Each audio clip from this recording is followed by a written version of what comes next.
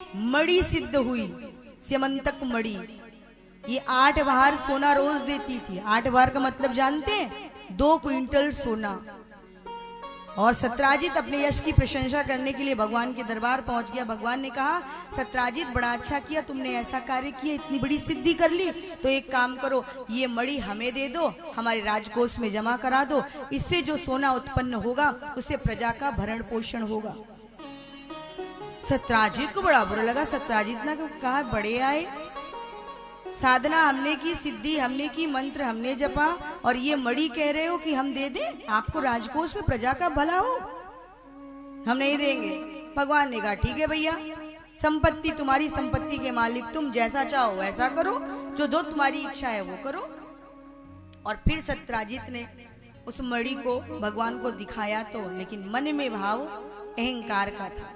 भगवान ने कहा, आगे जो होगा देखा जाएगा। और उसके दूसरे दिन सत्राजित जब पूजा के कक्ष में गया तो वहां पर वो मणि नहीं थी। सत्राजित का भाई प्रसेनजित था, वो उस मणि को लेकर के चला गया घोड़े पे बैठकर। सत्राजित को ऐसा लगा कि कल कन्हैया जी ने मेरे से ये मणि मांगी थी, तो 101% ये गोविंद ने ही चुरा ली। पहुंच गए दरबार, हल्ला मचा के ढिंडोरा पीट दिया कि मेरी मणि चुरा ली, मेरी मणि चुरा दी। भगवान ने कहा, देखो घोर कलयुग आ गया, हमें भी लोग नहीं छोड़ रहे। अरे मक्खन चोर कहते थे, चीर का चोर कहते थे, लेकिन आज मणि चोर भी मैं हो गया। बैठे थे गर्गाचार्य जी, पूछा कि बताइए ये ऐसा क्यों हुआ? कहा, गोविंद चौथ का चंद्रमा देख लिया। अब सोचिए चंद्रमा का महत्व तो कितना है। बोलो राधा रानी सरकार की जय। सोचिए प्रकृति का कितना महत्वपूर्ण स्थान हमारे जीवन में। सूर्य, चंद्रमा, नदी, ये वृक्ष, ये वल्लरियां, ये आकाश, ये पाताल, ये झरने का चौथ का चंद्रमा। और भगवान भी चौथ के चंद्रमा से नहीं बच पाए। का इसलिए गोविंद ये चोरी का इल्जाम आप पे लगा है। क्या करें गुरुजी? कहा, जाओ मणि ढूंढ के लाओ। और यहाँ देवी भागवत की कथा बिठाल दी गई और भगवान मणि लेने के लिए चले गए। वसुदेव जी देवी भागवत श्रवण कर रहे हैं और भगवान गए, तो भगवान ने देखा कि घोड़ों के पैरों के निशान कहाँ कहाँ पर है। जहां पर वो खत्म हुए वहां पर पहुंचे तो देखा कि एक सिंह मरा पड़ा हुआ है, उसकी हड्डियां पड़ी, और वहां से एक रीछ के पैरों का स्थान बना हुआ है। तो रीछ के पैर जहां तक गए, उस गुफा तक भगवान पहुंचे। वहां देखते हैं एक बिटिया बैठी है, मणि से खेल रही है। भगवान ने कहा, बिटिया ये मणि हमें दे दो। तब तक आ गया एक मोटा सा भालू बीच में। अच्छा, बड़े आए मणि लेने वाले, मैंने सिंह से ये मणि जीती है। कहा, कौन सा सिंह? कहा, जो मरा पड़ा हुआ है। और ये भालू कौन है जानते हैं? जामवंत, बूढ़े जामवंत। कहे जामवंत सुन हनुमाना, राम काज लगी तब अवतारा।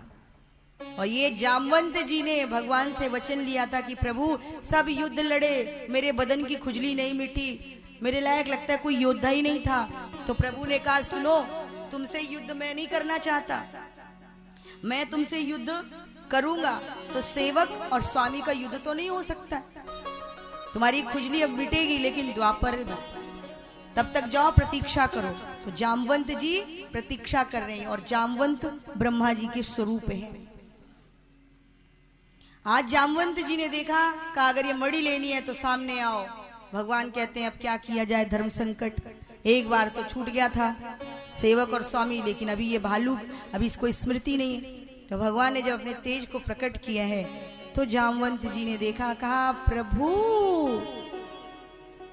और जामवंत जी भगवान के चरणों पर गिर पड़े और कहा, प्रभु ये मुरली, ये मोर मुकुट हटाओ और हमको राम जी वाला स्वरूप दिखाओ।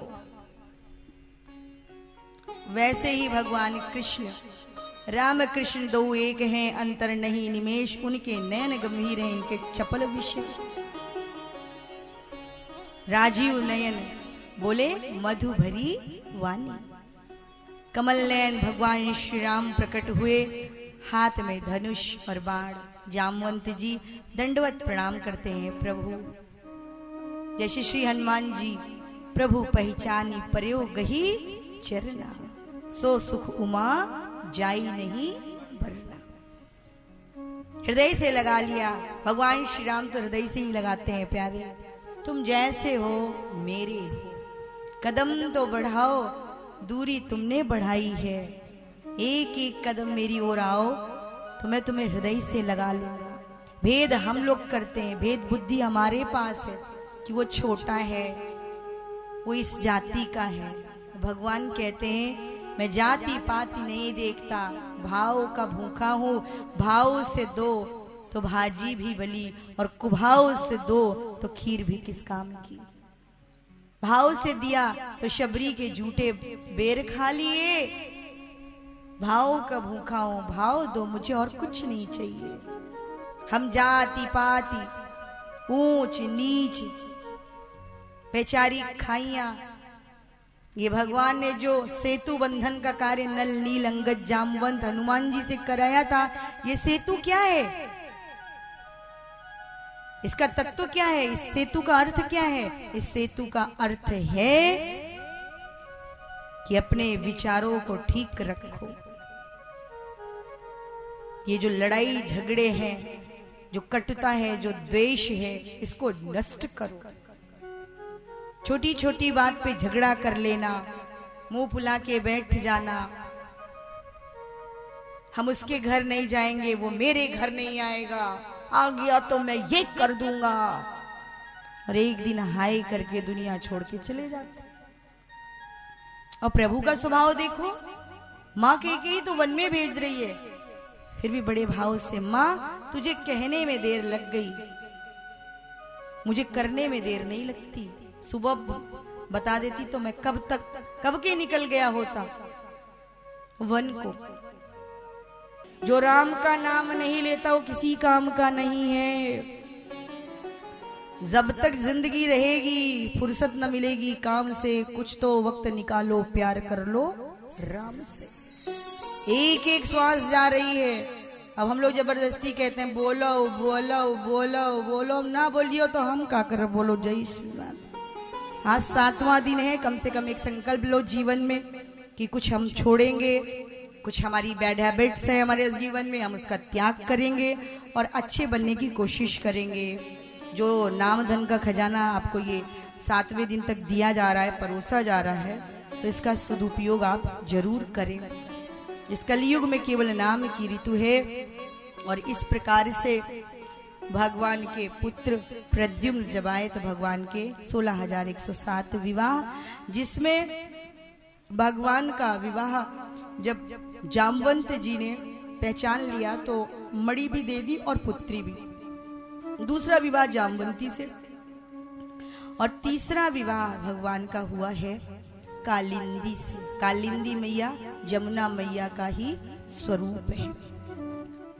जब भगवान जामवंती को लेकर के राज्य में आए तो सत्यजीत को बड़ी ग्लानि हुई कि मुझसे बड़ा अपराध हो गया। तो इनकी बिटिया सत्यभामा का विवाह भी किया और मणि भी दे दी। तीसरा विवाह सत्यभामा से, चौथा विवाह कालिंदी से यमुना मैया से हुआ। बोली यमुना मैया की जय। तो 4 पत्नियां तो ये हो गई। उसके बाद भगवान का विवाह हुआ है मित्र वृंदा से। अनु और विंद नाम के 2 भाई हैं। भगवान के कौशल को देख करके उन्होंने अपनी बहन मित्र वृंदा का विवाह प्रभु से किया है। फिर भगवान का विवाह हुआ है सत्या से, फिर लक्ष्मणा से, फिर भद्रा से। ये 8 विवाह जो भगवान के हैं, ये 8 ही हमारी प्रकृति है। चित जल पावक गगन शरीरा, तिनते रचा ये अधम शरीरा। चित जल पावक गगन समीरा, ये 5 मन बुद्धि अहंकार मिला के हो गए 8। और प्रकृति जिसके वश में रहती है वो है ईश्वर, और जो प्रकृति के वश में रहता है वो है मनुष्य। सब्सक्राइब करें हमारे YouTube चैनल को और हमारे वीडियोस को सबसे पहले देखने के लिए बेल आइकन को दबाना न भूलें।